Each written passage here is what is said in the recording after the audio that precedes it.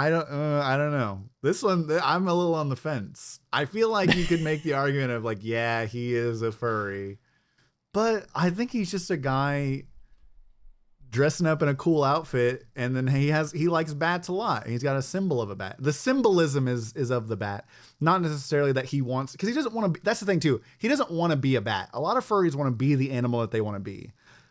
Oh. He wants to be a man. Are you sure he doesn't want to be a bat? Did you ever see him jump off a building and do the glide? But he's not using echolocation to find everyone. He ain't like Daredevil. Of. You're telling me in all his years as Batman, he never walked around the Bat Manor like making dolphin sounds trying to echolocate? Not that I know of. I don't know. I don't know what sound a bat makes to echolocate. That's why I said making dolphin sounds.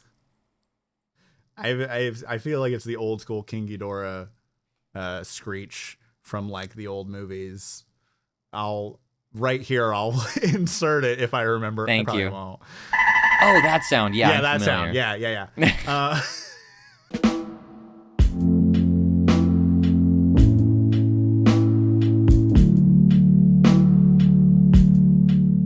Hello, and welcome back to Time Well Meant, the podcast where life might be hard, but we stay harder. If you're new to the podcast, or if you're joining us for the first time, we like to talk about a number of different things. We like to talk about the goings-ons of the internet. We like to talk about video games, and we like to talk about mental health, how that affects our individual lives. My name is Silas, and I'm joined as always by what might possibly be the hardest man in existence, really. Kirby, how are you doing, my friend? This is episode number 36, and I am hard. I'm very hard. Thank you for asking. Oh, man. Happy to be here. Welcome back, everybody. We did it. We made it. We made it all the way to 36. 36 isn't necessarily special, but it feels special for some reason. I don't know why. I don't know why, but you said this is 36 right before we started recording. I was like, damn, 36. That's cool. This is we're going places. To be fair, we did hit a milestone. We hit 50 subscribers on YouTube. Big deal for us. Woo. We're growing. We're seeing little slow progression, you know. We're chugging along, dude. We're still going. I honestly I think I've said this before. Like, I didn't think we'd make it past like first 5 episodes. I was like, we'll either make it past the first 5 or we'll make it to 1,000. Probably how it's going to go. 1,000 episodes. Here we come. Here we come. But no, man, how are you doing? How you been? How's it going? What's been going on other than being hard? Just being hard, working, living the dream. Yeah. It's spooky season. I got a birthday coming up. Life's good, man. Yeah. Got the Halloween lights up. What else do you need? Not Halloween light. I've never been a fan of Halloween. My girlfriend is quite possibly an actual witch, but I'm not a fan of spooky season. Not a fan of celebrating. I don't care. I really don't. I'm like, whatever. You see, you and I are exactly the same in multiple ways. My wife might also be a witch, and your girlfriend and my wife are damn near best friends. So maybe when you live with your girlfriend, if you live with your girlfriend in the future, you will understand why putting up the Halloween lights makes your life easier. I already know, anytime that there's parties or there's gatherings or anything like that, I have to be, we're going. There's no saying no. I know that y'all have your pumpkin painting party that's happening at the beginning of next month. So I already know what's happening, right? I know we're going to be there. She already has a Halloween costume. I'm not dressing up, Amazing. But I'm supporting her, helping her out. But it's always just so funny because it's been like that for years now. We've been, it's almost 5, it'll be 5 years in November that we've been together. And for that 5 years, it's always been spooky time. It's never not spooky time. Oh God. And it's always, that's the other thing too, is like, I don't know if we've ever had the conversation about like, I fucking hate scary movies. And she loves We have them. had that conversation. Dude, she loves, every single time. The only scary movies that I like are like the Alien series. I'm a big fan of the Alien franchise. So I'll watch those sorts of shows and movies, but everything else is not so much. Like horror movies are so predictable and boring. Really? You've never had? Do you have a series that you like at all, or? No, don't get me wrong. I enjoy Alien. I enjoy different suspense movies, thrillers, what have you. But a lot of these horror movies. Hi, Pollen. Hi, A lot of these Pollen. horror movies that your girlfriend and my wife would enjoy, I just find them so boring. It's always gonna it's gonna be spooky shit for an hour and a half, and then the credits are gonna roll, and people go, "Wow, that was amazing." And it's like, but why did any of that happen? Well, because it was spooky ghosts. Didn't you see? It was scary, That's all dude. it ever is. It was scary. Spooky ghosts or spooky demons. Roll credits. Yeah, exactly. Nothing more me. needs to happen. I mean, yeah, I get it. We just got canceled. We're gonna hear shit talking horror movies Because we don't like spooky movies.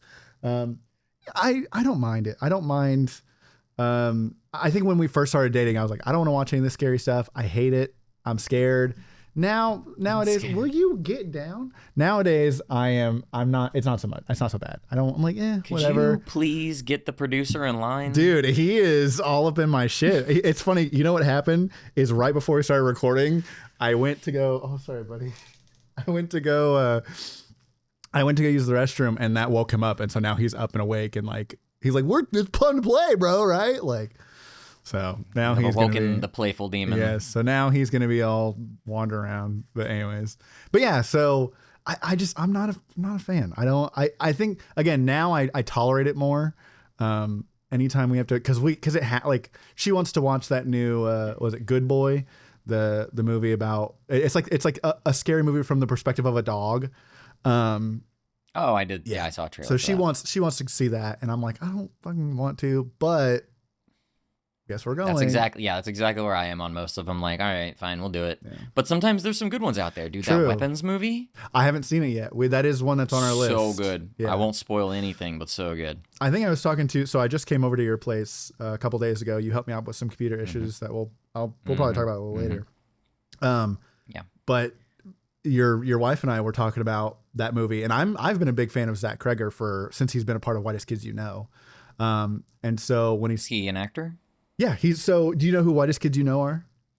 Well, yeah, but I don't know all the guys' names. I just know Trevor. So Trevor's the main one. The other kind of main one has been Zach. Zach's kind of also been kind of like I would say if like Trevor's the leader, he's like, second in command, right? Zach has always been he's been very vocal. If you remember the Gallon of PCP sketch, he's the one. No? Okay, that's one of my favorites. So no. I'm trying to think about other sketches that like it's just him and oh god. Anyway, so there's a bunch of sketches that he's been in. If you saw his face, you'd be like, oh, that guy. Anyways, so Zach has kind of branched off. All the guys kind of branched off and did their own thing, but Zach is the one that kind of went into that more directorial route. And he's done some TV stuff. I think he did like a reality TV show that he directed. But then he got what's it called? He got Barbarian. Barbarian was the kind of his breakout directorial debut. I loved Barbarian. I thought Barbarian was great. That movie fucking sucked dick, dude. What are you talking about? The one with Justin Long? Yeah, I thought it was awesome. Dude. You didn't like it? Oh my, that's hilarious. That was him? That was him. He did that and then Weapons? And then he did Weapons, yeah. What a 180. Good for him. And then he's also, so the next movie that he's getting to do is the Resident Evil series. He's getting to direct the Resident Evil reboot. There's going to be oh my God, not the Mila Jovovich. It's going to be an actual series, but he's going to do a Resident Evil. I'm saying this is news to me that they are rebooting the whole series. Are they bringing Mila back? No. Well, then why would I care? Because she already had her fucking sextilogy. Yeah, but she was badass. Those movies were like so bad they were awesome in my opinion. No, they weren't. Have you seen all of them, by the way? Every single one. Yeah, same. Oh, it's no. I never want that again. No, he's gonna do like kind of a return to form, bring the actual characters and like the actual, because he's played the games. Tell me we're getting Leon. Give me some Leon. Yes, probably more than likely we're getting like the actual characters. Leon Adewong and all these other fucking people. Whatever. I don't know all the people, but we're getting the actual cast. Chris Redfield. Yes, Chris Redfield. The other one. Yeah, the other guy, Ethan. we're getting the actual cast of like the original cast of Resident Evil. I think that's kind of what he's been talking about. I think it's in pre-production right now, so it's pretty interesting to see where that'll go. But yeah, I love Zach Kreger. I can't believe, why did you not? What's funny is Haley was like, Barbarian was meh. I was like, I thought it was great. Oh, great My movie. wife and I watched it together, and we both walked away going, "What the fuck, dude? That was awful!" Like the whole plot made zero sense. It had nothing but plot holes. Hell yeah. The plot was a hole. Well, okay, so that's my thing with a lot of movies is I don't mind with like long form stories, like with like very deep lore rich story. Like because here's my thing is like in an hour and a half span to have all of the lore down, to me seems like that's a big ask unless you have like predetermined lore. You know what I mean? But like. So to me, I'm more forgiving when it comes to plot holes and shit. I'm like, I don't care. Fucking, I just want the movie. I want the base level surface substance of the movie, right? There's only certain franchises that I will hold to that higher standard, right? That's why I can still watch like Alien Resurrection and be like, yeah, it's all right. You know what I mean? Because like it's such a fucking dog shit movie, but it's Alien and I enjoy it. Yep. And so you get down. And so that's one of those things where I'm like, I don't really care that much. With things like TV shows or manga or something like that, I'm way more of like, I want this to be the plot holes. You have no excuse because now you have all of this room and all of this ability to to be more present and present the story more fully, and people can actually see, oh, hey, there's all this stuff going on. There's all these, there's this, and this is why this happened. Whereas like a 2-hour movie, I'm like, I don't give a fuck. Like, whatever. Like, I don't give a fuck that, however many years can't be explained or, whatever. Don't care. Don't. Are you kidding me? Yeah, I don't. Are you kidding me? Don't care.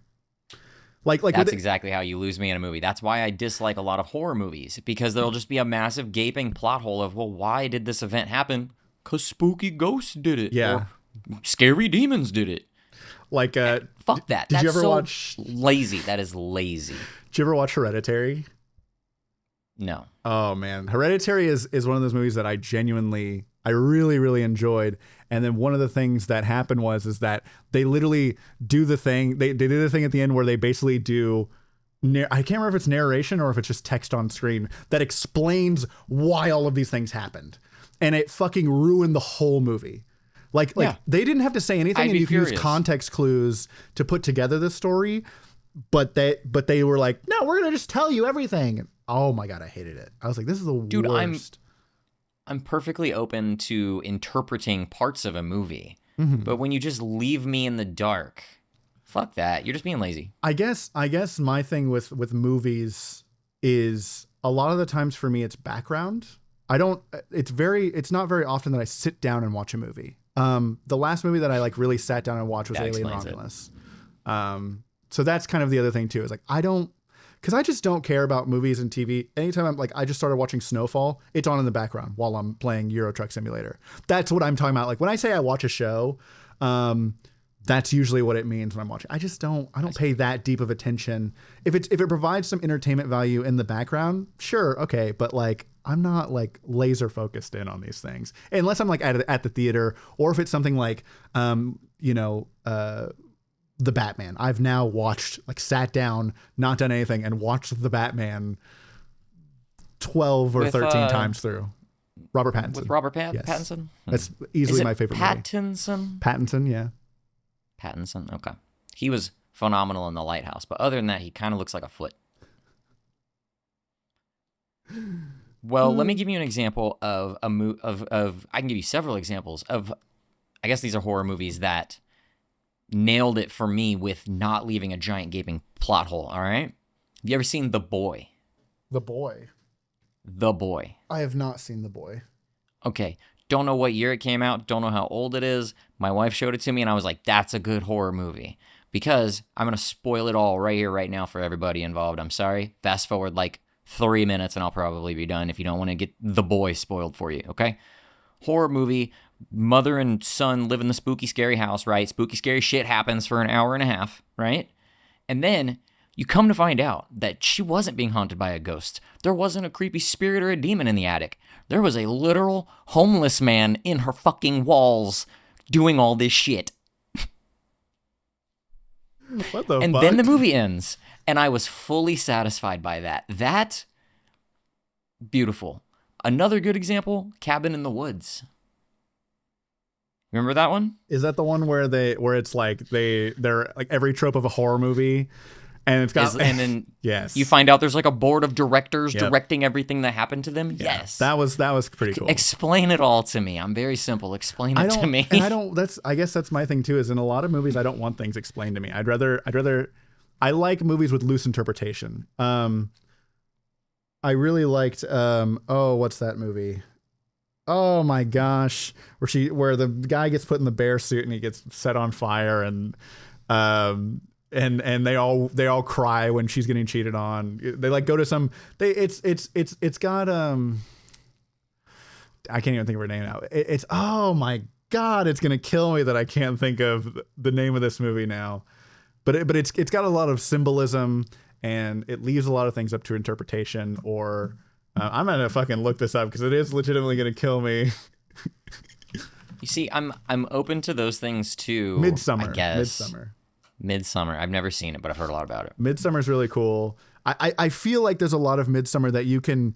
There's a lot of symbolism there, and there's a lot of folklore and real life kind of old stories that are placed into the story of that, but you can still take pieces of that story to then bring to your own interpretation or come to your own conclusions. And I like those types of stories, unless it's a very straightforward, kind of like story where it's like A, B, C happen and it's just goofy and silly, right? I think a lot of movies are like, they're trying to achieve that kind of like, at least in my opinion, most aren't very artsy. It's very much just like A happens, so then we do B so we can get to C, right? And that's really all it is. There hasn't been a lot of movies in the past like decade where I've been like, this is amazing artwork. Like, I mean, have you seen The Lighthouse, dude? I haven't, funnily enough. It's on my list of things to watch. Yeah. Go watch The Lighthouse. It's amazing. But I think what we're missing here is it kind of all just depends on the tone, right? Like, if a movie is goofy, then I'm not going to give it as hard of a time. But when a movie takes itself so seriously and tries to be such a serious film, true, I'm going to judge you on what you just lazily omit or write off in various parts. I think another thing too is, for me, is movies is about like the journey. So when I say that I really liked Barbarian, there were parts of Barbarian that were so scary, like I was like gripping onto Haley because I was so horrified. There's that feeling. I mean, it's just like there's just that, like, not even necessarily like that, but it's just like I was like, I didn't like how it made me feel. You know what I mean? So when I think about like scary movies, a good scary movie to me is a movie that makes me go, ooh, I don't like this. I don't like this. Give me, you know what I mean? That's all it needs to be a good scary movie. The more of that there is, the more of those moments that there are, the scarier I think the movie is. Versus like, because I don't give I'm gonna be so real. I don't give a fuck about the plot 95% of the time. I don't care. Then why are you watching a movie? Just to watch pretty pictures flash on the screen? I'm talking about scary movies. It's still the same thing if I'm devoting an hour and a half of my time to something. No, because minimum, because nowadays movies are 4 hours long. For me, watching a scary movie is I'm spending time with my girlfriend. That's what that is to me. I don't actively watch scary movies on my own. Sometimes. I'm not going to actively like, unless it's an alien movie, I don't care. You seen the show yet? I haven't finished it, but I am watching it actively. We just finished it, and I'm not going to spoil anything. I'm not going to say anything at all. I'm just going to say overall good. Yeah. Oh, okay. I don't like how you said that. It makes me. Don't spoil anything, but yeah. I'm just going to say could have been great, but overall good. Okay. Based on everything that we've just been discussing, it's based on plot. So take that for what you will. Gotcha. Well, shows I care a little bit more, but like, again, I'm also like, a lot of the time, Snowfall right now, I think Snowfall's very good. Don't really give that much of a fuck. Like, the plot is kind of interesting, but will you stop? Sorry. Then why watch it? You see, this is the thing. This is the big difference between you and I. Yeah, this is the big difference between you and I. I can't do that.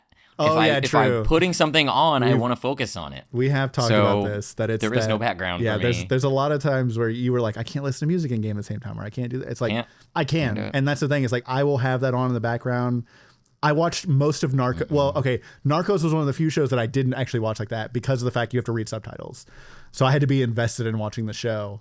So if there's that's the thing is like, if I watch foreign because I'll watch like Japanese or Korean shows or shows that are dubbed in Spanish or whatever. Like I have to sit there and read Obviously. subtitles, so that takes away from it being able to be background versus a lot of, you know, this other television, whether it's coming from, you know, the UK or from America, dude, I'm trucking the rest of the time, right?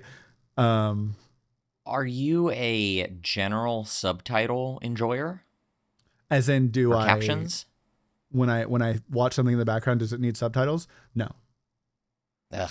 But you know what's funny is that I've gotten used to them now because Haley is, and so because of her, Go Haley. I have to, or that, and then also at night if everyone's asleep in the house, I have to turn things down. So I want to know what the fuck's being said if I'm watching a movie that I'm actually so like if it's a movie that I'm actually interested in, then I'll tell you, when my son was a baby, like a baby, couple months old, he kept crying all the ding dang time. mhm. And I'm trying to watch TV, so I just turned on subtitles one day and I've never gone back. Damn, never going back. Yeah. But one thing I wanted to tell you, we've gone so far off track, but one thing I wanted to tell you about Barbarian. Okay. There's a running meme between my wife and I from that movie. Because there's a scene where Justin Long is, I think he's talking to a friend of his or something about an engagement that he had with a girl previously, like a sexual encounter he had with her. And he's on the phone with his friend and he's saying like, well, you know, she said no at first, but you know me, I'm just a persistent kind of guy. Yes. I remember So this. my wife and I will periodically, when it fits, just throw out to each other like, you know, I'm just a persistent kind of guy. Yeah. Jesus Christ. That is amazing. It's I just loved how they painted him to be such a piece of shit character. I mean, he nailed it. I He guess nailed great it. acting if you're trying to look like a piece of shit. Yeah. That movie. Again, it just It was wacky, but it was wacky. we've gone way off the rails. We didn't intend to discuss movies Yeah. today. Funnily Welcome enough, to episode 36, everybody. 36. God. So, how's your computer doing? Good. I had a little bit of a breakdown when it wasn't good. We can talk about that. But yeah, no, I in anticipation for Battlefield and for I'd been on Windows 10 forever, by the way. Love Windows 10. Jesus Christ. Love Windows 10. Big fan. I didn't want to change. I didn't want to swap, but I had to. Okay. Yeah. It was Time moves on, bud. Listen, I didn't want to. And World doesn't care if you wanna. clearly. And so I waited for till literally like I think it ends on today, or Yeah. is it today Today or that yesterday? yeah, I think it's today that support ends. So I waited till like last week, and I was like, I'm gonna reinstall Windows. Now I need to get a little technical with people here. Okay, to You're gonna get technical. I'm Let's go. gonna get technical. I'm not a huge computer guy. Like I know just enough to get by. Whenever people have like very like very surface level issues, I can probably figure that out. But when it comes to like the deep cuts, brother, I got no clue. Okay. When it comes to using the command prompt, okay, you miss me with all that. Okay. I don't want to have to type more than list disk. I've just found out. You know what I mean? So didn't have a good time. I mean, mind you, there was other things compiling on, because like I did this like middle of the week. I was like, fuck it, ball out, right? I think it was like a Thursday, and I was like, I'm gonna do this. And you joined the Discord chat. I think Zach and I were playing Rocket League, and you were like, "Hey, I'm just gonna chit chat with you guys while I do this." Such a mistake, dude. Such an absolute mistake. To be fair, so I do this on like a Thursday. To be fair, Paulin, little dickhead that he is, had been not feeling too good that week. He's feeling much better now, thank God. But that sort of stuff, family stuff going on. It had just been a really rough week. I'd hurt my back, I think, earlier that week too. It was either that week or the week before. I was just fucked up, man. I was having a really hard time, and so I like kind of lost my mind for a minute. Clearly, I'm having a tough time. Let's do Yes. something complicated. Well, so and I need to explain as well the fact that like Today sucks. I'm gonna build IKEA furniture. Is basically what you said.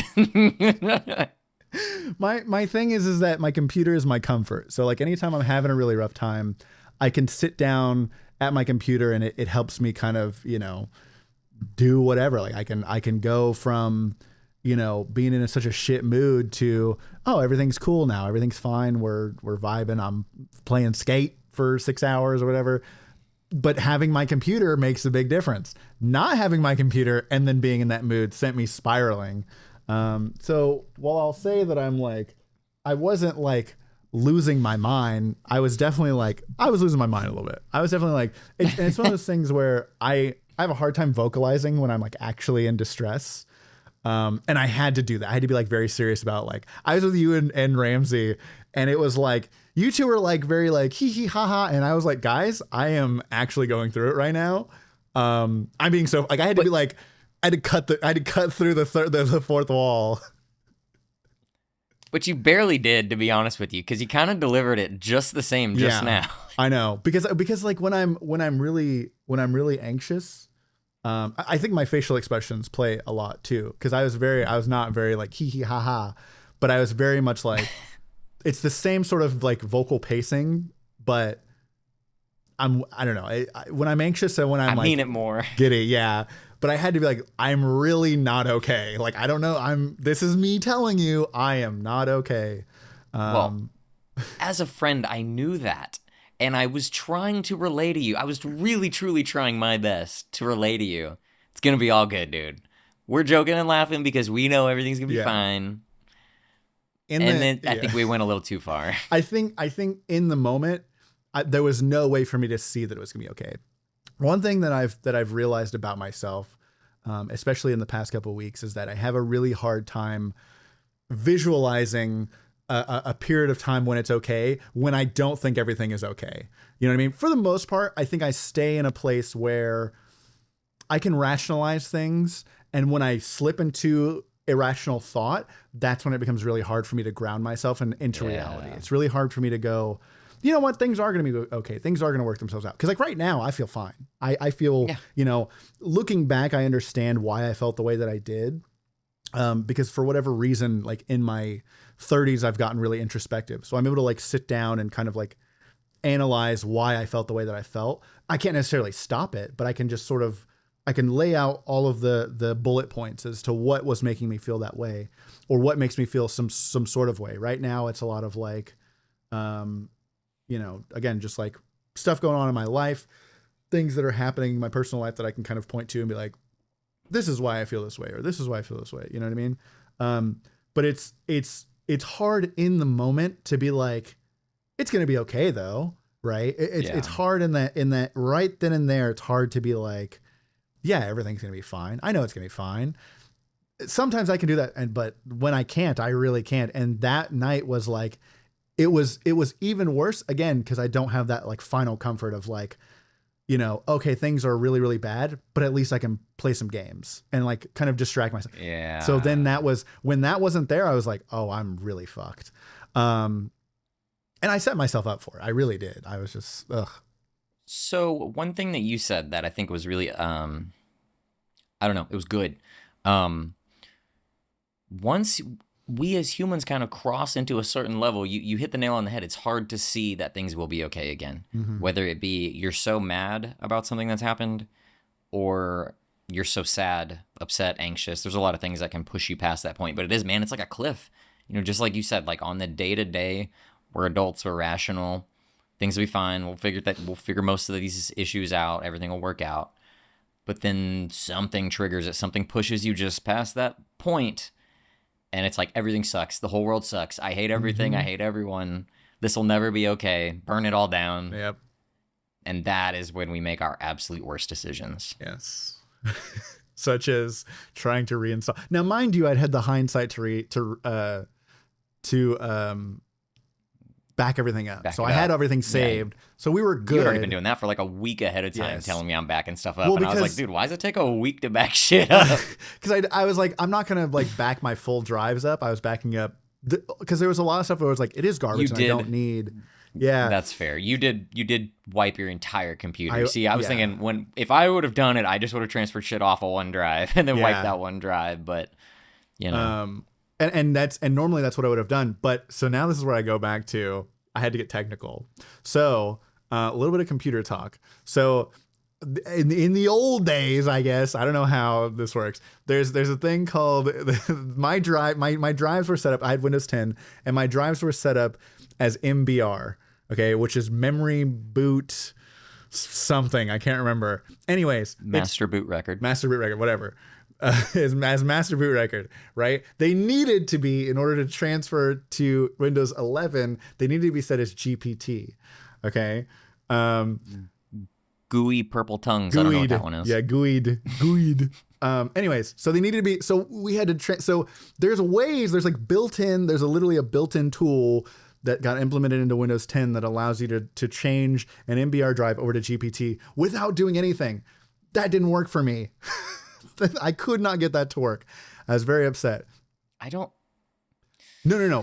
You're saying a lot of technical things and slightly upsetting me. I'm not sure to the accuracy of multiple things that you're saying right now. There's a tool where in the command prompt you can do it without. But it could only convert a drive that Windows is not on. You can't convert the drive you're using.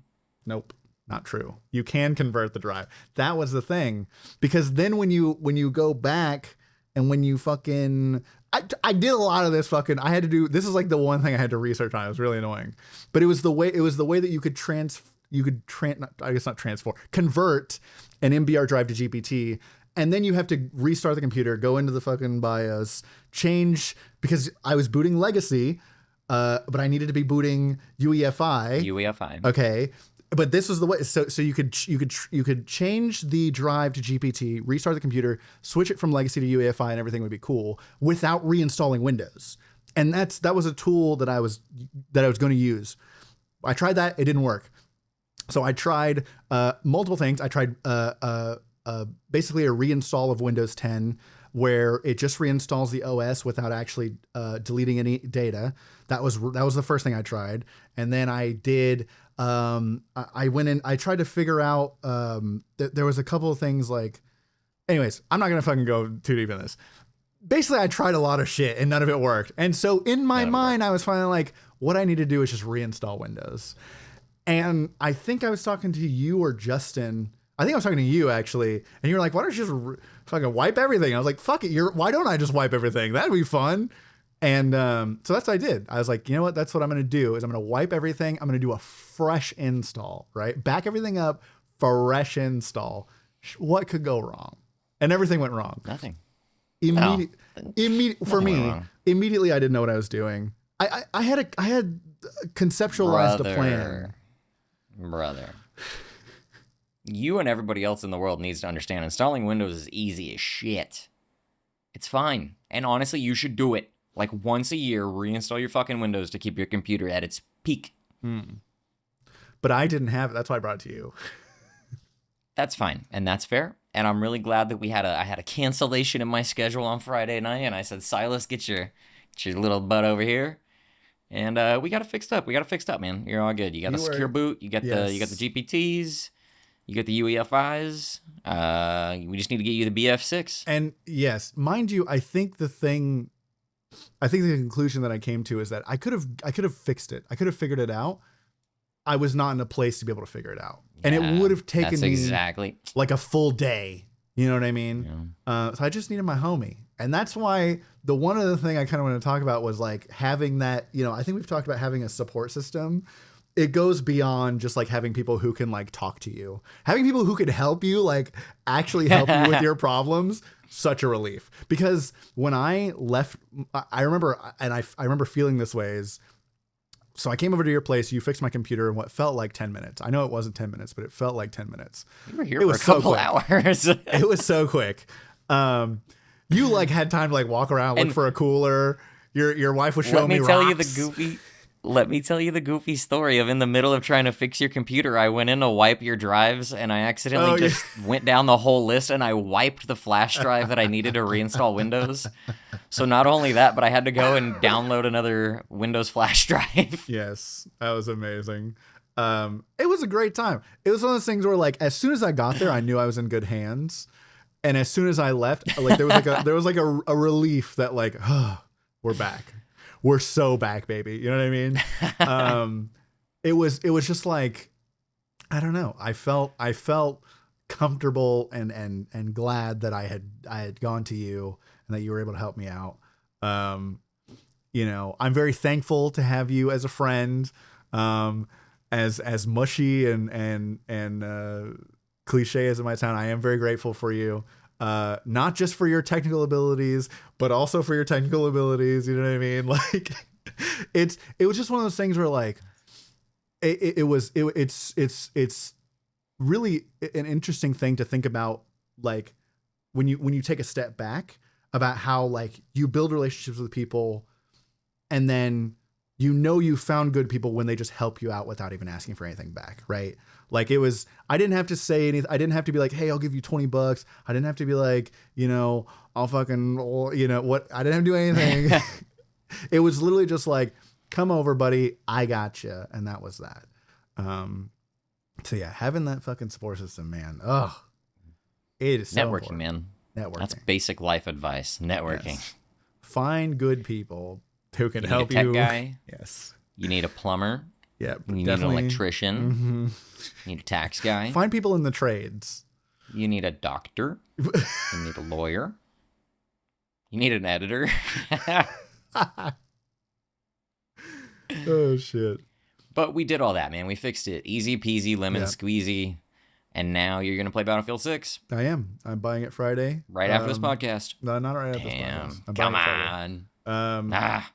I have too much to do this week, honestly, to even try and play it. Fair. But so it was again, it was one of those things where like, fuck, man, it was so exhausting and such a hard time. But once it was said and done, I was like, I left with such relief. And then as the week progressed, things started kind of reality set in again where I was like, okay, things aren't as bad as it's not so doom and gloom. You know what I mean? That moment of like, and again, to go back to having that like support system, that night that I was feeling just like really distraught and kind of losing my brain, I went to Haley's. And like she was passed out. I called her.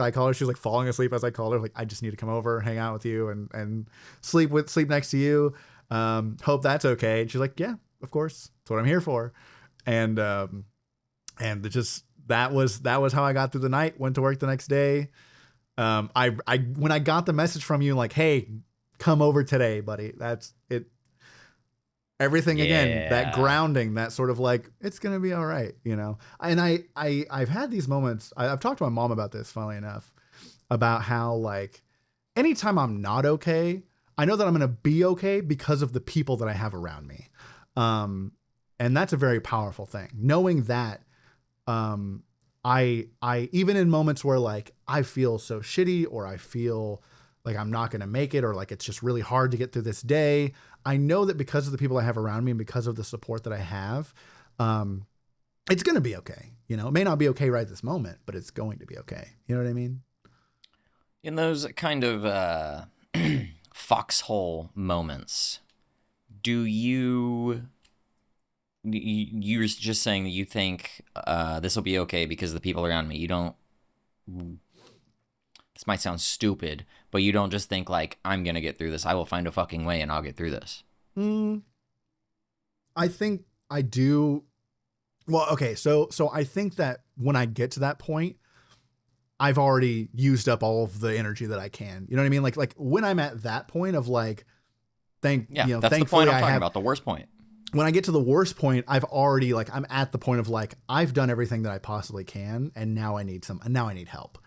You know what I mean? Does that make sense? Like I think for me, I'm very prideful and I'm very much, I don't like to ask for help. I don't like to, I will drown before I, look for anybody to high help five, me. brother.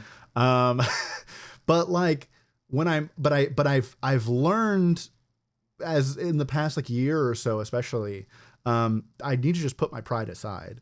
I do it a lot more now than I used to, where I ask for help and I don't feel guilty about asking for help. I used to feel really guilty about asking people for help.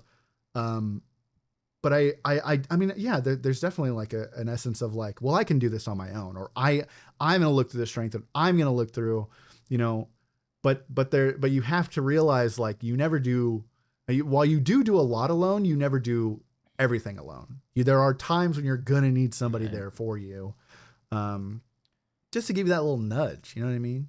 Right. I guess I asked that question, and this might sound stupid, but I know I've talked about this before here on the show. In those type of moments, there is the moment of like absolutely everything sucks and the world is falling down, and I don't know what to do. There's just like time where you just sit there. Or for me, I just kind of sit there and I guess just like wallow in it for a period of time. Like this just sucks and there's nothing I can do and everything sucks and the world sucks. Like I was talking about. But then at a certain point, I really just fall back on like, well, I've gotten through a lot of dumb shit before and I'll get through this dumb shit too. And I just start like wiping my hands off and getting back to it, whatever it is. But when you say I'm going to get through this, are you saying that I'm going to get through this through my own will? Or are you saying I'm going to get through this because I know at least I'm not alone in this, I guess. Because that's kind of how I see it. It's like I can say I'm going to get through this because I know I have the people around. Like, and I don't mean that to like, say you can't get through things on your own. That's absolutely not the case. No, I get you. But I'm saying like a big thing for me, at least personally, is when I think about, oh, I'm in such a hole or I'm in such a really dark place. It used to happen a lot when I was working for the last company that I worked for, because I was able to make my own schedule. I was up at like really weird hours and I would be alone all the time. Yeah. And being up at like 3, 4 in the morning when nobody's up, or maybe 1 or 2 friends are up. There's a lot of times where you're just alone with your fucking thoughts, man. And it's like, you kind of have to be in that, like, fuck, I am going to get through this, I guess, I'll figure it out one way or the other. Fuck it, we ball. But a lot of the times I would still fall back on that. Cause again, my brain, your brain's really is always trying to fuck you up sometimes. You know what I mean?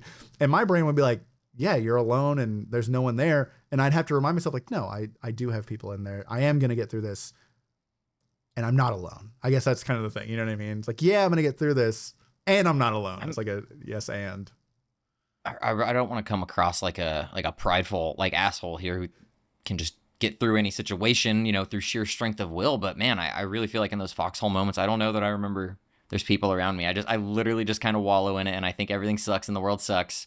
And then hopefully it's time for bed. And when I wake up, I'll feel better. But then what happens? I don't know. What happened? Have you ever had a time where you wake up and you don't feel better? Definitely. Mm-hmm. And you know what? Yep. At those moments, that was, okay, I had to call my dad. Yes, you're 100% right. Exactly. Maybe I just haven't had a dark enough moment recently in my privileged life. Which is good. I mean, no, so I forgot how that works. Don't get me wrong. Hey, my girlfriend and I have been talking about the fact that like when we first started dating, she was going through a really hard time in her life. So I was there for her. And now I'm going through a really hard time in my life and she's there for me. And it was like, and I've been apologizing to her. I'm like, I'm so sorry that I just keep like dumping up, but she's like, it's what I'm here for. It's because I love you. Like realize like, it's not a burden. It's an aspect of the relationship that I have, that I'm here for this. And I'm like, oh God, what did I do to deserve this? Every time, any time that I've ever thought like, man, what are you doing with me? That amplifies it. Like, what did I do to deserve you, girl? What am I doing? You know what I mean? Every time, man. I definitely meme and I make jokes, like about, married life and stuff. My wife making me put up Halloween lights. She told me it's my turn to do the dishes and it's totally her turn to do the dishes. All right. I hope you listen to this, wifey. Love you. But we deal with all those things because they're there for us. And it's a beautiful thing, man. Yeah. Really beautiful. I'm glad you found her. Me too, honestly. Yeah, people, and even beyond that sort of relationship, the friends that I have. I mean, honestly, I think the thing that kept me from like really like spiraling was like being in that call with you and Ramsey. I know as much as I was definitely like already spiraling. It kind of like you two being there helped me just be like, you know what, fucking ball out. Who cares? You know what I mean? That's right, dude. Send it. Yeah, having my friends, having the people around me. Yeah, I mean, don't get me wrong. I think it's absolutely possible to grit your teeth and get through a lot. But having that safety net to fall back on makes the difference. You know what I mean? It makes such a big difference. And I am fortunate enough that I was blessed with the charisma of my father to make 1 million friends. So like I have a big net. I have a bunch of people that actually like, you know, every now and then I get into my own head, like these people don't give a shit about me. And then I have to remember like, that's not true at all. They do really care. And that's a really cool thing. So I'm very fortunate. Right. Yeah. Even if it's one person, man, go find that one person that you can fucking depend on and hold on tight to them, man. Holy shit. Yeah. So, Battlefield's awesome. I'm sorry. I have secure kind boot. Of been dying. I know. I have kind secure of been boot, dying so to now talk about Battlefield. Tell me everything. Earlier, I set you up at least twice where I was like, now let me talk about Battlefield. Now let me talk about Battlefield. And you said, no, we talk about feelings here on this here show. Oh, shit. Battlefield kicks ass. Hell yeah. Hell yeah. Dude, my graphics, it's not my graphics card. I don't think it's my graphics card. I think it's those goddamn drivers. I've had a couple crashes. It's been annoying. Yeah. But ultimately, once I get in, and I think every time it crashes, it resets my settings. So I need to like turn it back to when I set it to DLSS and the frame generation, dude, it runs like butter, dude. It runs like butter. It just locked at 144. It is beautiful. Gorgeous. Game. I mean, it's Battlefield, all right? It's Battlefield. Yeah. You're going to play a couple games. You're going to get pissed off. You're going to have a good time. Yes. You're going to get in a tank. You're going to explode. You're going to try to fly the helicopter. You're going to go upside down immediately. Mm-hmm. And that's Battlefield. It's Battlefield. Fucking awesome, dude. Battlefield's back, and I love it. Yeah. But personally, I'm just a gremlin with a shotgun. I'm a dirty little gremlin. I did see the video. Come find me on B. Come find me on B. I'm in the corner, baby. I did see the video that Justin posted of people with shotguns. I thought that was so funny. Honestly, that is me. That's me. That dude, the shotgun rips, man. It's so much fun. And like the spread, the bloom on the guns when you fire in any of the guns in the game on full auto is so crazy sporadic. You really need to, in my opinion, you need to unlock the attachments to make them shoot right. Not with the shotgun. That's point and click. Not with the shotgun, baby. I saw that you can have. I saw the funny thing is a lot of what I've seen of Battlefield, because I haven't played it yet. Again, buying it Friday. I have a fucking crazy week this week, but I'm buying it Friday. Very excited. One thing that I've seen is a lot of like the COD streamers really glazing the new COD and being like, "No, this is COD tier, bro. COD's back. Fuck Battlefield." And like getting to see the two gameplay comparisons, I'm like, it's not even a fucking competition. This is the year. This is the year where like it's very, if there ever was a competition, which there has been, I feel like this is the year where it's like very clearly it's always been a competition for years. Yeah, but I mean like this is the year that like I feel like Battlefield's like blown it out of the water. You know what I mean? Where like they really did figure it the fuck out. Whereas like, dude, think about the past installments and they'd be like, you know, pretty. Yeah. I loved 5. I loved 5. Loved 1. 1 was solid. I loved 1. 1, I preferred 5 over 4, 1. Phenomenal. 4 was 3, phenomenal. incredible. Amazing. Yeah. 2042, what the fuck were we doing? There's too many numbers in that Battlefield. I think that's the blame. They did do a good job bringing it back. It's way better now. Yeah. Maybe in the past year at some point, 12 months ago, I don't know. I went back and I played it for several weeks straight. I was like, damn, this shit pretty good. No, absolutely. But it's Battlefield. You're not going to play it forever. And I've even acknowledged that to multiple people who have asked me what I think about it, like my coworkers. I told them I was playing and like, what do you think? Like, dude, it's really good. It's great. It's fun. It is Battlefield. And I'm just really soaking in right now that it's new and all the boys are on, you know? I've had full squad almost every time I've played, and that's just magical. When's the last time that happened? When is the last time a game came out and we had all the boys on? True. I think one thing that and girls. Hey, and our non-binary homies. Everybody. Right. Everybody's right. The whole squad's here. Anyways, the whole squad. The thing that I really wanted was to have a casual shooter. I think I think Fortnite was it for a very brief period of time. It used to be Overwatch for me, actually. Overwatch was like, I get on, I play a couple games, I point, shoot, pew, pew, pew, and I'm fine, right? When the battlefields rotate through, play I played 2042 for a little bit, boring, but I want just a casual, I can hop on, I can shoot stuff, I can blow some shit up, be a little goofy. Battlefield 5 was it for me for a while. I played a lot of Battlefield 5. Dude, I played a lot with you. I love that game. Oh, but I just ignore that message I sent you. Okay. But I needed, I have needed, because it's been forever, a casual shooter. And I feel like this is it. To play with the boys. Yes. Yeah. Just hop on and shoot the shit. I just haven't shot people with the boys in so long. Like, I think back to, man, I feel like I fell in love with gaming with Call of Duty. I mean, I played a lot of games before this, but Call of Duty 4, Modern Warfare, Xbox 360, Xbox Live, that was a year-ish of just solid, damn near every night of my life, get on, full stacks with the boys, memes and laughs and good times. You know what I mean? Mm-hmm. And then I feel like there was a long kind of lapse in that. There was more Call of Duties after that. There was other games, things come and go, but it was never as rock steady solid for such a long period of time. We all play this game and we all love it. We all have a good time. Yeah. From about Call of Duty 4 up until, in my opinion, PUBG. When PUBG came back, at least with our squad, our group of friends or my group of friends or whatever, that was once again like another year, it feels like, of every night, every day that we can play, we're on there with the boys, we're getting this chicken dinner, baby. And it was awesome. Yeah. I think Rocket League was like that for a little while, where it was like, we'd get on, I mean, not everybody, but at least we would all be there. And a lot of us were playing the same game. And I think that's why I still play Rocket League almost daily to this day, because I got Zach almost every single night. Him or I are like, hey, we smacking balls tonight? Sure am. Yep. So friends keep you going. Yeah. That's the whole theme of this episode. Friends keep you going. Friends keep you going, dude. That's a title if I ever heard one. I absolutely agree. And I've made a lot of friends. I've made a lot of really good, long lasting friends. I made so many friends in Overwatch. I made so many friends when I did role play.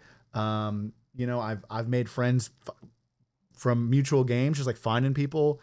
And it's always interesting. And I've used games to bond with people, my assistant manager up at my new job, he and I have been fucking jamming out, gaming. We started playing State of Decay. Recently we've been playing V Rising, and like he and I are becoming good friends. Like it's cool to be able to have, like, video games are fucking, like, this is why I'll never understand people who don't like video games. Video games have brought so much joy and happiness to my life. Like I can understand it. Okay, let me rephrase that. I can understand if you don't like them. I can understand I don't understand how you can hate video games when I guess, because I'm very biased, because they've brought a lot of joy to my life. They've brought a lot of, my girlfriend and I have bonded through video games. You know what I mean? So like, her friends, she's gotten friends because of video games. Like, it's, man.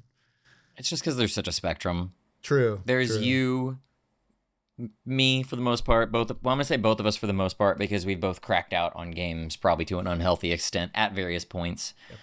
And that can happen to anybody, You hear about the people who play World of Warcraft till they starve or something like that, So there is a downside, and that's why some people would just point to the pure negatives and kind of hate. But man, I had this kind of epiphany in the middle of your sentence right there. Video games are just a little bit like alcohol. They're a lot like alcohol in that they can be addictive, they can be very bad for you, but they're also a great like social thing. Yeah. Oh, absolutely. I mean, not everybody wants to play it, but even think about it, dude. Get your grandma in a room and, I don't know, play Pac-Man or something stupid that grandma can enjoy. True. Mario Party, Mario Kart, dude, hello? Bring the whole family. When I was young, that was, it's no different than drinking a cold one with grandma. Sorry. To say when I was young, I played video games with my parents. Hey, grandma. I used to play video games with my parents all the time. It was fun. And it was cool early on. Yeah, my mom got really into Pokemon Snap. My dad and I, we played. Oh, that's awesome. Yeah. My dad and I, we played Mario Party. I think as a family we probably played Mario Party once or twice. That's what we do. Yeah. Me and my wife and my son, we have Mario Party night. And it's just like, it just brings people together. Like, even if I've had friends that aren't super big into gaming, but then they find the one game that one game that latches on. They're willing to try. That's my thing. They're willing to try that one game, and all of a sudden it's got him. You know what I mean? And that's always, and even if it's like, oh, I don't particularly like this game, because there's plenty of games that I like. Hunt Showdown, I don't particularly like Hunt Showdown anymore, but I have friends that play it and I have a great time playing with them. Yep. Same exactly. And there's plenty of games that are like that. And I think that like social aspect of it is the thing that keeps me going. I think I wouldn't love video games as much as I do if I didn't discover the social aspect. Because definitely. Up until I was like 18, I really didn't play. I played a lot of single player or offline games. Like I played, like everyone talked about Halo 3 online. I played Halo 3. Oh, dude. I didn't play it online. I just enjoyed the game. Dial-up internet until I was in high school, dude. And I was just itching. I heard from all my friends like, oh, dude, I got broadband at my house. I'm playing Halo 3. Oh, my dude. I was chomping at the bit. I wanted to play online so bad. Yep. And then I finally got it. And I started with Halo 3, baby. Yeah. And that, dude, for me, that was like, oh, competitive online games. Ooh, this is where it's at. I remember playing Mabinogi very early on with Jesse. Mabinogi? And that was like the first MMO that I got introduced to. And then having that whole world of like being in Skype calls with people or, you know, and like, I remember it got so bad that like, I remember being like, I would wake up, I would turn my computer on, and the moment I went online on Skype, I was immediately invited to a call. And I was like clockwork. I was like, I don't want to talk to anybody, so I'm not going to get on Skype right yet. Immediately, like, boom, immediately someone would call me on Skype. I'm like, God damn, all right. But it was always popular. It was always just so interesting, and I never appreciated it until later, right? Thinking about like if I hop into a Discord or if I hop into wherever and someone's gonna be like, bam, here I am. Or having the ability to go into a Discord and just be like, have everyone like greet me like, hey, what's going on, Silas? Oh, you know, that sort of like social aspect of it makes it that much better for me. I don't know. Yeah. Very odd. Friends will get you through. Everything's better with games. That's right. True. But we kind of talked about the serious stuff early. I know you had a hypothetical. I think we'll save it for the end. I had a question for you though. I really want to ask you this question. How's your D&D campaign going? Good. Yeah. Good. Very good. What's been going on in your campaign? First of all, can you tell me a little bit about your character? I don't know if we've actually talked about this at all. Yes, sir. My character is a Goliath fighter. Hell yeah. His name is Torin Southstone. Very strong name. He's actually a dwarf. Despite how he might look, he was born and raised, raised by the dwarves and grew up in the mines. Oh, okay. So he's just a very tall dwarf, and I don't know why everybody keeps telling me I'm not. And that has led to some phenomenal fun moments throughout the whole campaign. One of our other players in the group also started off as a Goliath. And that was fucking hilarious because we're like eye to eye. And I'm like, yeah, dude, I'm just a big dwarf. I don't know. You're Goliath. Cool. That's cool for you. I don't know, man. Oh, shit. It definitely was a little bit of a play on Buddy the Elf. Yeah. I can't lie. Can't lie. But it's been fun, man. We're doing Descent into Avernus. I don't know. You are playing 5th edition? Yes. Okay. Yeah. Fuck yeah. And we have a party of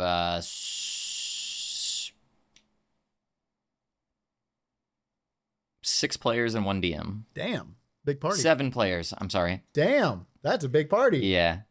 Whew. Yeah. It's kind of a thing where it was like my old coworkers had a group of 4, and then one of them got married, another one got a girlfriend, they got married, another one found a friend, we all added him, and then my wife and I started playing, so we just have a huge group now. Yeah. Damn. But no, dude, it's fun. It's hard. God, it's so hard to coordinate that because we do it all in person, man. Yeah. That's what I'm most impressed about with y'all. It's like y'all are all... Yeah, we get it generally once or twice a month. Okay. Nice. What level are y'all right now? Are y'all... Because have you played different characters? Or is this like is this a character that you've carried on as long as y'all have been playing D&D? For this... No, definitely not. This is like my 3rd or 4th campaign now. Okay. Yeah. Nice. But yeah, this is the same character. But the other person in my party who started off as a Goliath. He ended up choosing to change later on. So the DM let him die and then change over to I don't know what he is now. He's a paladin or something. We're not the most serious D&D group. We spend a lot of time memeing and just distracted. We have a running joke about woke candy. We just try to bring the most woke candy that we can. Okay. And woke in this term is really just code for like any out of the ordinary candy, because that's how one of the guys referred to it. He's like, they have all this different new woke candy, and that just took everyone out. So like at our last session, I had gone to Walmart and I found I think it was trolley gummy worms, but they were Mountain Dew flavors. Oh my god! So what the fuck? It was so good, dude. Really? Are you kidding me? Dude, I would not. Code Red Mountain Dew gummy worm, bro. Okay, Code Red, but like standard Mountain Dew gummy worms just doesn't The sound standard green was okay. super appealing. But the blue raspberry was good. Ooh, yeah. And the Code Red was good. I can see those being very good. So yeah, that was my woke candy that I brought to the most recent D&D session. Oh man, hell yeah! Yeah, that's sick. That's sick. I just started a campaign a couple months ago, like probably 1 or 2. Well, I guess now it's October. I keep forgetting. I started a campaign in August, I think. So it's been like 2 months. I'm not playing. So this is the first time that I've branched out from 5th edition, because every other campaign I've played in has been 5th edition. Now we're playing 2nd edition Pathfinder, which is fucking awesome. And I actually prefer it now, as we've been playing it over 5th edition, because I've just been having a great time. And I'm playing a Circe kineticist, so I'm basically a big bug man who uses fire powers, and it's fucking awesome. It's all with people that I've done. Damn, that sounds cool. I've done role play with, so we're a little bit more of like we lean more towards the role play versus like the action. I love it, man. It's so cool being with people who are like, because like all of these folks are wildly talented, like genuinely wildly talented, and it helps so much. I'm very big in immersion. Like, I don't get me wrong, we love just like memeing around and dicking around, and like I play a very comedic relief type of character, even though we're all kind of evil. I play very like the catchphrase that I've come up with for my character now that I didn't mean to, but it's like, he said the thing, it's collateral damage. So like anytime because I'm fire, I use a lot of fire, so like everything that we kill or destroy is like, right now we just got a manor, and the whole time me and this other guy who plays a Tengu wizard have been talking about how we need to evict all of these people, so it's like time for eviction, and it's like, I don't know, it's just always good. And but it's cool to have that ability to immerse yourself and get really into character and think about the how your character would, like interact with the world, right? It's not just you, it's how the character itself. Yeah. And I'm not. No, I'm not good at that. So that's why, dude, it's awesome. I kind of wish I could have a little bit more experience with like what you're describing with a group that's a little bit more dedicated to role play, because like I said, with our group, we're not as serious. We always start late. We're always memeing. Things get interrupted constantly. Our DM has to be like, guys, a lot.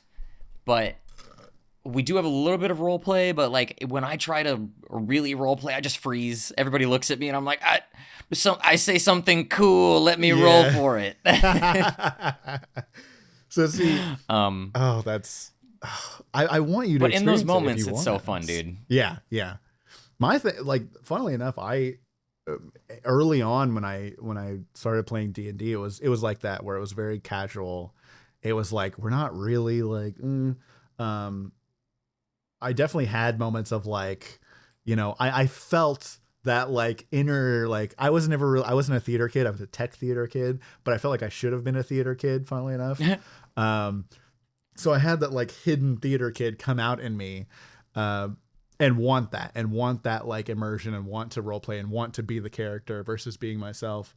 But I definitely can see, I love the ability to do both, because the ability to enjoy either or is hard. Like I don't think I could play. I probably could, and I'd be okay with it depending on the group that I was with. But like I think I have to go into it anticipating one or the other. Like either we're gonna goof around and we're just kind of playing the game, or we're there for the story. And I think I get that. I would feel the same. It's either we all do it all the way, or we all kind of agree it is what it is. Yeah, it's just because like it's. I think regardless, it's fun. You know, like building the characters and doing all the goofy stuff. I never build I always build my characters more on like memes or like goofy shit that I can do with my character or like the lore. I'm a big fan of lore. I love building a character's lore and making, you know, that like we're so the opposite.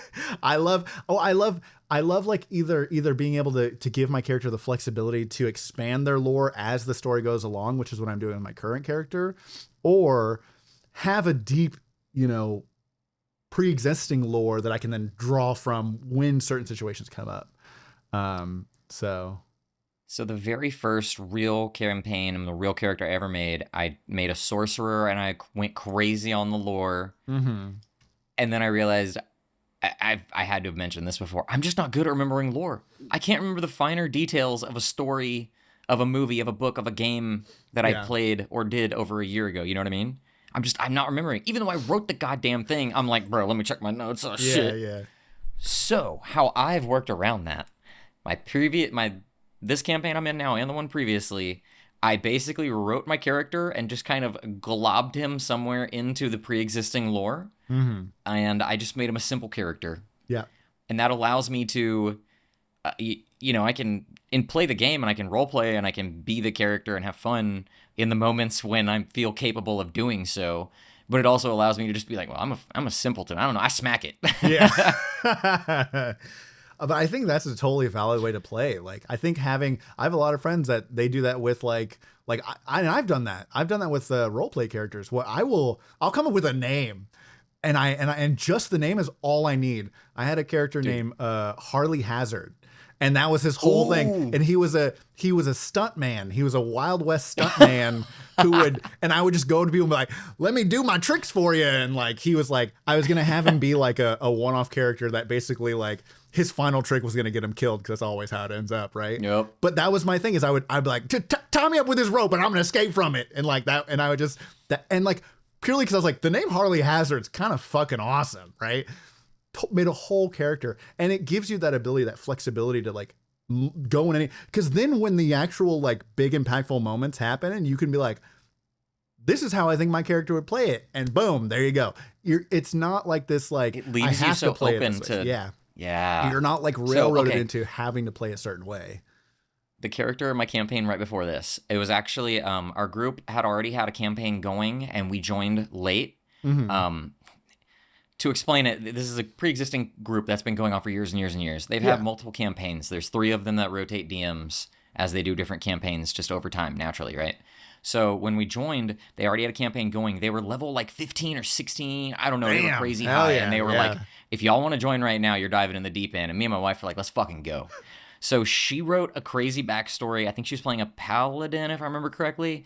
And I wrote a orc fighter. His name was Gub. Yeah, and his whole thing was he was a shithead. And then one day, my wife's character, had caught him being a shithead and was like, hey, come with me and don't be a shithead anymore. I was like, all right, I'll do that. So basically, I just followed my wife, and that was my whole backstory. Hell yeah.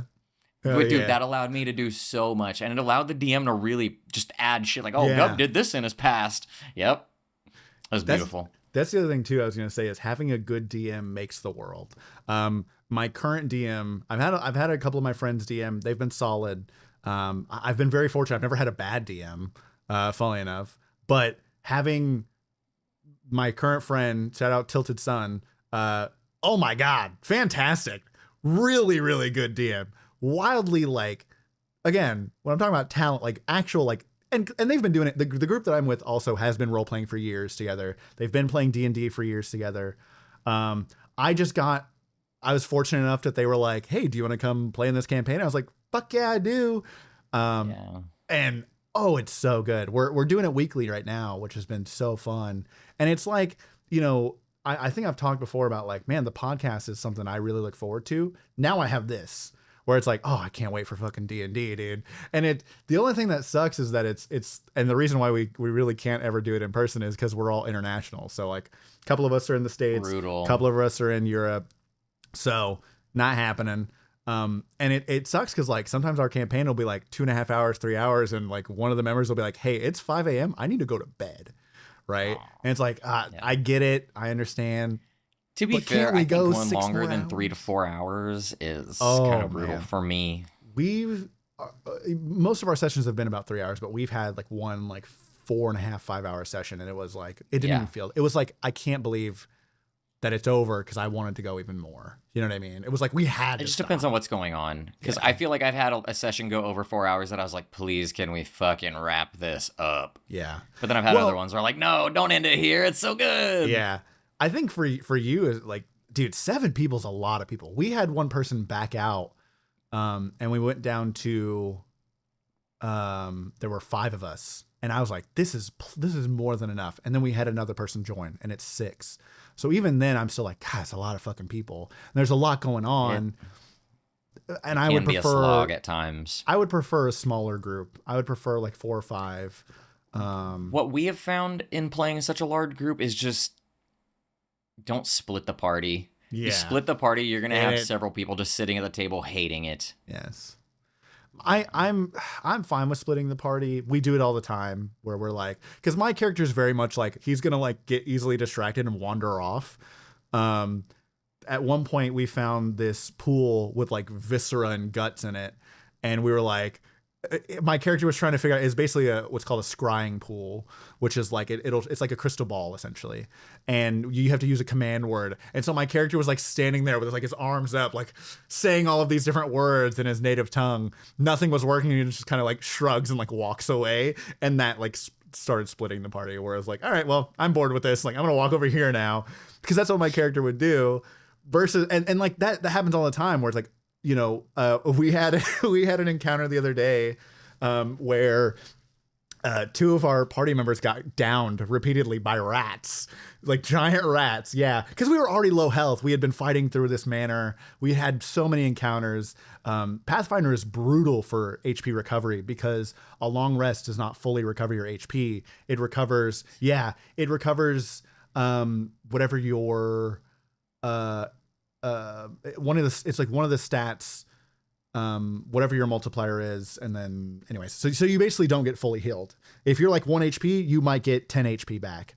And then yeah, That's brutal. it is brutal. It's awesome though. Like it's honestly kind of awesome because it makes you think a lot more about your actions, like charging headfirst through a door, or you know, just thinking about like, how am I going to approach the situation? Because now we know, hey, our tank is really low HP. Maybe we don't fight this out. Maybe we look for a way to like talk it out and be fine with that, right? But anyways, Does that lead to more metagaming? no. It leads. It mainly. I mean, because our characters are like, if we look at our at each other and go, oh, these were fucked up. Maybe we don't go. You know, Okay, maybe I see. we just handle things with more caution, right? Right. Sometimes we don't. The time with Right. the rats, we were all low HP. And you're like, One it's of just rats. yeah, one of the girls walks through a door. She gets instantly down. The other guy charged in after her. He gets instantly down by rats. And then we show up like, oh, because it's like, oh, you hear a scream around the corner. And meanwhile, me and the other girl that I'm with, fucking, she one-shots the fucking big encounter that we were supposed to have because she crits. And then we hear the screams. We're like, okay, Sick. we got to go this direction, right? So, and honestly, like the DM is not trying to kill our party so early because we're like we just hit level 2. Oh, damn. And yeah, we just finished the first chapter of the we're doing Bloodlords, Pathfinder Bloodlords, and we just finished the first chapter of Bloodlords. I think there's 3 chapters in total, and so we just hit chapter 1. There's at least of this book. There's multiple Bloodlord books, but of this book we've hit the end of first chapter, and so. But like, you know, sometimes it gives you that like you have that value of life of like, I need to value my own life and not go headlong into this. On the other hand, it's like ball out, walk through this door. Who cares? You know? I'm a fighter, so I'm just going to punch. Yeah. Dude, I love fighters so much. Fighter Yeah? slaps. Hell It's kind of it's kind of boring at a lower level, but man, once you get up there, dude, you're like, I attack 3 times. yeah. And then I do it again. It's yeah, dude. I haven't like looking because I've been doing a lot of research on my class and seeing the higher level stuff. So with kineticist, I'm doing kineticist is basically like you're basically like a bender, like right. You're like I'm a fire bender essentially, and like Nice. in the later levels, I can literally summon a small sun that like incinerates everything in a certain area and then blinds certain people. It's fucking crazy, man. Like, there's one spell that's called like it's like consumed the world is consumed by flames or something like that. It's just fucking metal. Oh, it's That sounds awesome. dope. Yeah. Dude, it's sick, man. I don't know if kineticist is just in Pathfinder, but you should look into it, man. It's fucking sick. You do a lot Dude, of cool shit. I just got invited to another D&D group. Well, it's not D&D. I don't think it's Pathfinder. I think it's a variant of Pathfinder. Okay. He was describing it as like Cyberpunk, Star Wars, D&D in space. Oh, hell yeah. And I was like, dude, that sounds so good. Let me Yeah. know. And then he hit me up, the guy who's going to be the DM, and he was like, yeah, man, we're doing it at my house, which is an hour away from my house, every weekend. And I was like, bro, no way. Yeah. No way. Yeah. That's yeah. I don't Sounded funnily cool. enough, I don't have any I don't have a lot of people that I could do in like in-person D&D stuff with, but like I have a ton of people who are always running different tabletop campaigns or like different I had a friend of mine that played in a Blade Runner tabletop campaign and had a really awesome time with that. There's all sorts of different like wacky like different because like Cyberpunk started off as a tabletop. So many of these different tabletop games, and I would love to at some point. I know I talked about it years ago. At this point now, DMing a D&D campaign for the boys. I did fucking lost all. It wasn't even preparation. years ago. It was last year when Was it around last the year? time we started the podcast. We were talking about it. Yeah. I was like, oh, I'll do like a one-off with you guys, and then I was like, I got distracted as I do. Yeah. Yeah. Hey, I'll fucking one of these days. Soon as the Shadows of Doubt video comes out.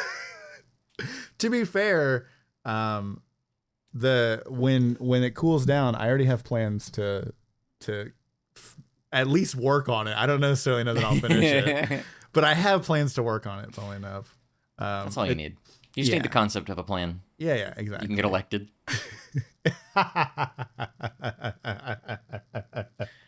So, oh shit.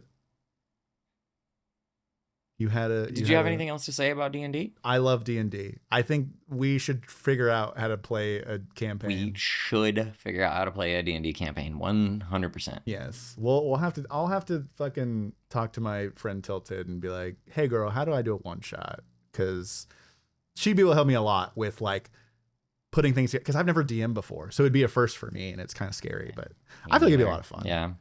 I kind of feel like I could do it, but I'm also, as I said, everybody's looking at me and I need to like role play something and I'm just like, Yeah. So probably not. Maybe not. But what did we say earlier? Through friends, all things are possible or something? Something like that. Cool. Friends keep you going. Friends keep you going. That's right. I had one small thing before we get to the hypothetical. Okay. Have I ever mentioned the band Greyhaven on this podcast before? Maybe. You've feel like I mentioned have. a lot of bands. Yes. I have, and I don't mention enough, quite frankly, but Greyhaven absolutely fucks, and if you have enjoyed any other thing I've ever recommended, you should go check them out. They're metalcore. They're very, very melodic, but they get absolutely just crazy at times, like really fast technical instrumental music that is heavy and like thrash metal awesome. It's, they're screaming, just to break it down for some people who might not understand, but then he just goes into the cleanest, coolest singing and this melodic, beautiful, funky thing, and and that's it. Go listen to Greyhaven. They just had a new album come out a couple days ago, and I'm going to be seeing them live next month. I'm super hyped. I will also recommend some music. The song I want to recommend before you say what you're going to say is called Burn a Miracle. That song has been on repeat for me. It's so good. Hell yeah. That's it. I want to recommend, I just got introduced to what has been apparently dubbed as Daria Core. You ever heard of the show Daria? Okay, yes. So it's basically like hyperpop. Okay. This shit kind of slaps. All right. So yes, hyperpop. It's kind of like drum and bass, but not lame. I don't know how to describe it. It's fucking awesome. So my girlfriend describes it as like full blown ADHD music. Oh, okay, I get it. Yeah. And so that's what I've been listening to. I've been listening to an artist called Jane Remover. She's fucking awesome. And the song that I would recommend is Psycho Boost it's Jane Remover. And then the feature is one of my favorite rappers, which is Danny Brown. And anything that Danny Brown touches is fantastic. Okay. Oh, so good. Good. Two very different styles of music, I will say, that we have recommended to people. Wildly different. Wildly. But hey, you know what's check funny? them out. Let us know what you think. You send me some Greyhaven and I'll send you some Jane Remover and then we'll trade notes. Bet. I guarantee you're not going to. Well, I say, maybe you like, I sent some Jane Remover to Taylor. And funnily enough, Ramsey has seen Jane Remover in concert. I found that out randomly. Wait, was that the one that he was just saying he saw recently? Yeah. Yeah. When we were, he was like, I went to go see this person and Jane Remover was there. He said like, Turnstile, which I think I thought they were metal. Maybe. Well, Jane Remover is like weirdly like does a lot of like screamy, like the genre of music that she does is very odd. It's like a weird mix of hip hop and like screaming like vocals, again hyper pop. Like there's some like again it's very weird. It's like techno, like really like some of it's really fucking grimy. Some of it's really fucking like it gets very chill and like you just kind of want to bop around to it. You know what I mean? I don't think the kids are bopping anymore, bro. I feel like the kids got to be bopping. You in the big 2025. If you're listening to hyperpop, you got to bop. You got to bop a little bit. Listen, but it's man, good stuff. I think I'm a fan. I've been enjoying a lot of the music I've been hearing. It's a lot of like, it's the first couple times I heard it, I was like, I don't know, this is interesting, because it was just like matter of fact that I found her. And then I heard like a couple songs like, oh, this one slaps. I like this one. Then I heard another one. Oh, this one's even better. Whoa, like a Music's fucking old awesome. man. Music is awesome. Music is fucking awesome. Go listen to Greyhaven. Go listen to Jane Remover. Hit me with that hypothetical. All right. Are you prepared for this? I don't know if you're prepared for this. I am not. Hypothetically, is Batman a furry?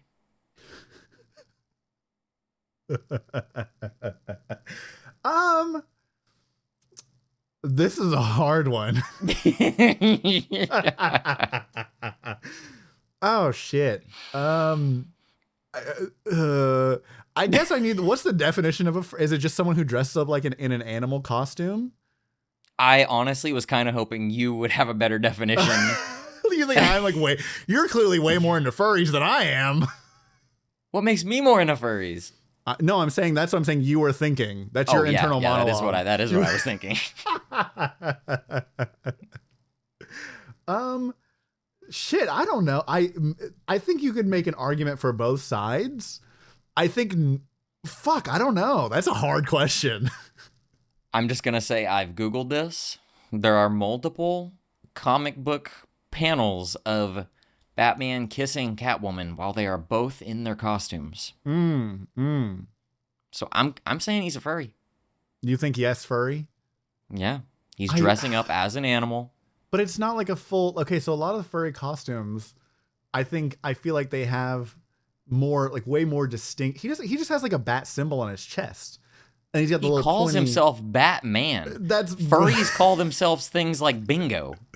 That's besides the point. The name is besides the point. He doesn't dress like a full-on bat. He doesn't have like the standard bat. Okay, he does have the bat wing, which he is a Batmobile.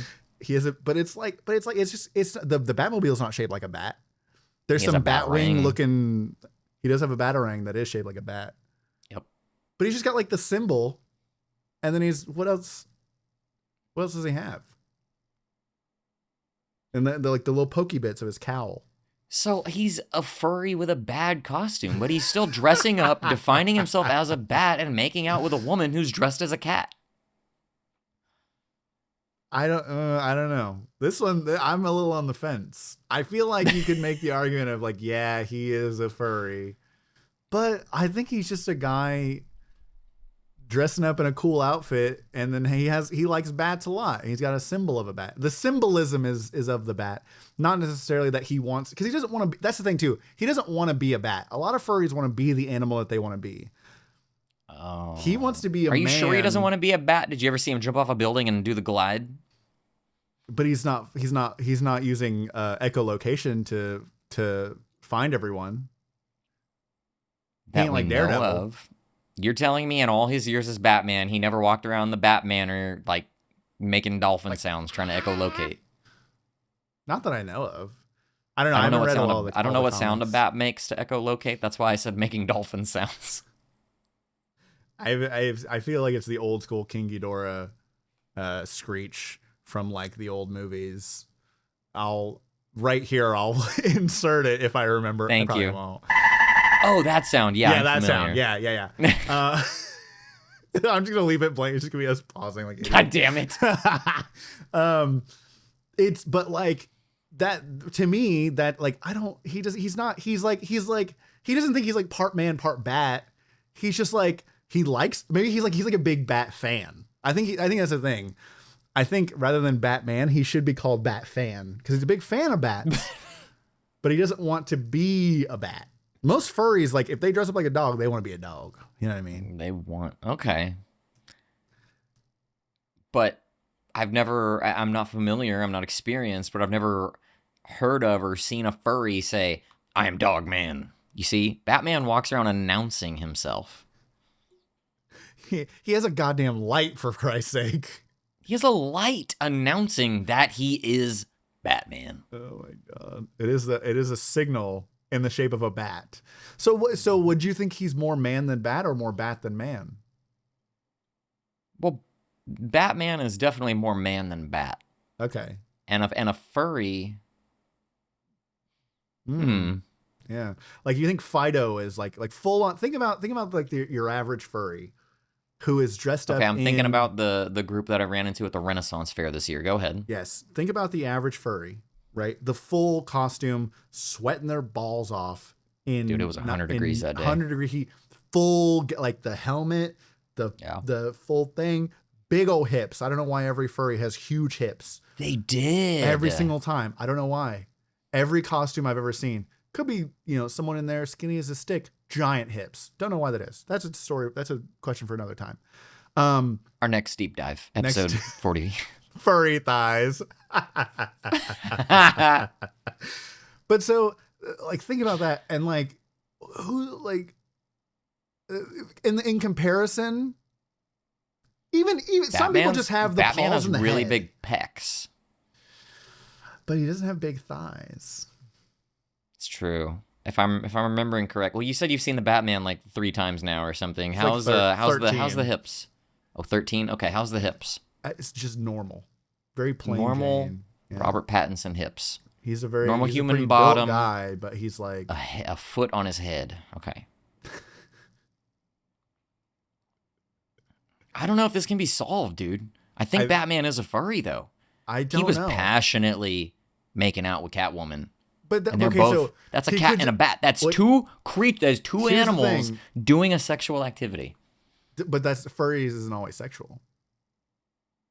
But it always leads to sexual, doesn't it? No. For some people, it's just self-expression.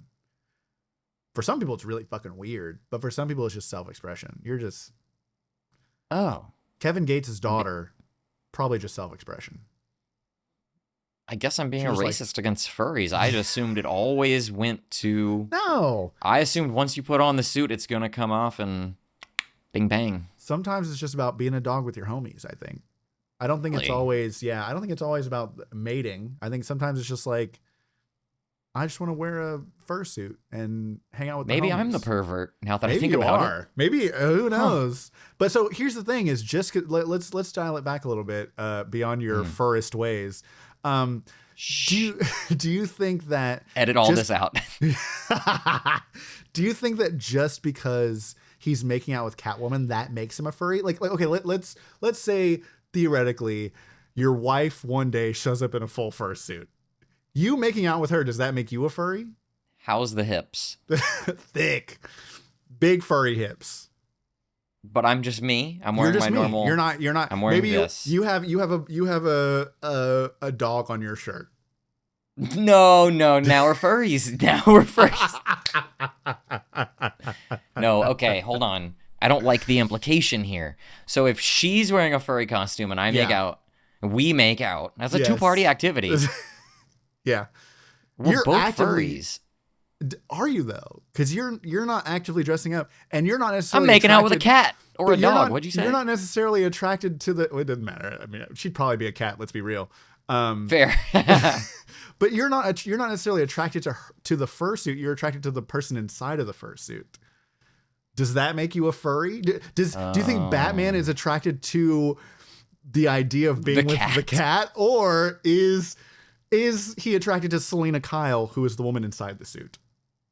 It's definitely Selena Kyle. You're right, because she got them thighs. She got them thighs. She doesn't even need the fursuit.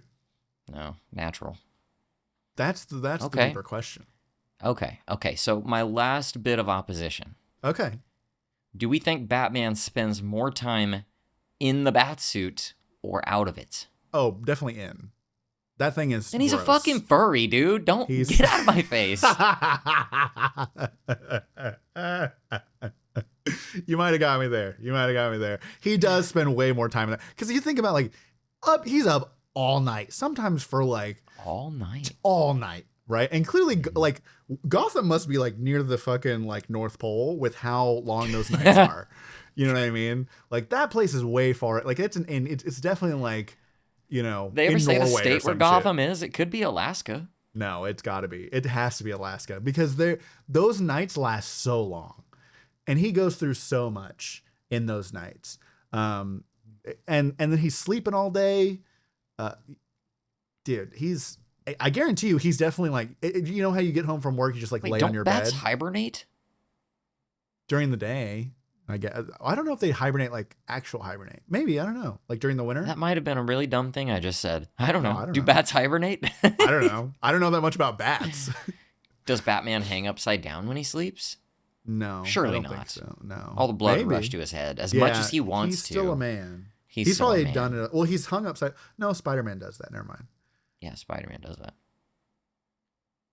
Bro, is Spider-Man a furry? Spider-Man definitely spends way more time in that spider suit than he does. And he definitely hung upside down and made out with Mary Jane. And he's shooting web. He's shooting web. Actual spider sense. He's climbing up wall. I think Spider-Man's more of a furry than Batman. Actually, he's not. No. Actually, now that hold on, let's clarify here. Okay. Spider-Man's not a furry because he's actually spidery. He might be more spider than man. No, he's still a man though. He's still Spider-Man. Okay, fair. He is more man than spider. He's making out with Black Cat, so he likes other furries. Fuck, dude, they're all furries. This is how furries took over our generation. It was Marvel. Marvel and DC worked in. It was Disney. It was honestly, it all started Lola Bunny for me. True, dude. Oh my god. The original Bunny Baddie. God damn. That is. Damn. That's how it started. Her in the thumbnail. We should have never anthropomorphized animals. That's what it was. But then we wouldn't have Lola Bunny. Oh, true. Well, we wouldn't. God damn, yeah. It's honestly we'd have to take a bullet. No Lola Bunny, no furries. Damn. Can't do it. I won't go back. I refuse to go back. Give me Lola Bunny or give me death. I think we'll have to stalemate on this one because I think that Batman. You could go either way with this. No, Batman is a furry. He's okay. You think he's a furry? I think he's dipping his toes in. You know what I mean? He's furry curious. He's very curious for sure. That's how the whole Batman thing started. Yeah. His dad caught him doing some weird sexual activity and he just spiraled. No, Dad, I'm fighting for justice. I swear I want justice. Justice. Justice. Yeah. I think he's just furry curious. I don't think he's a full-blown furry. Okay. That's what I think. We're going to shelf it. Tell us what you think in the comments, please. We really need a resolution on this one. Please give us a comment. there'll be a poll on Spotify because you can't see anything that we've done. So all you can do is hear it and vote on the polls. You're going to miss Spotify's reenactment of a fellatio earlier. Oh, God. Oh.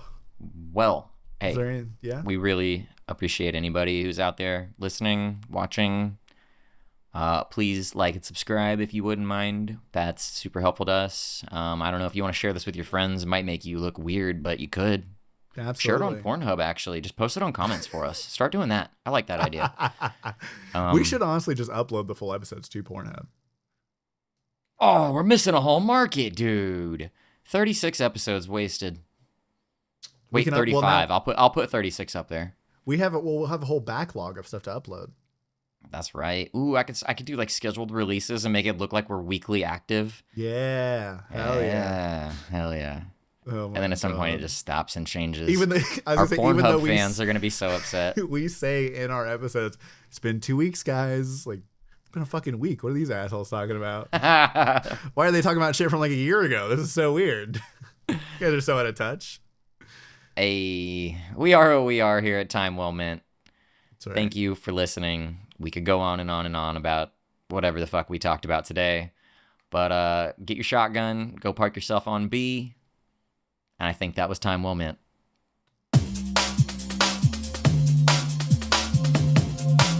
I have been dialed in to this drama.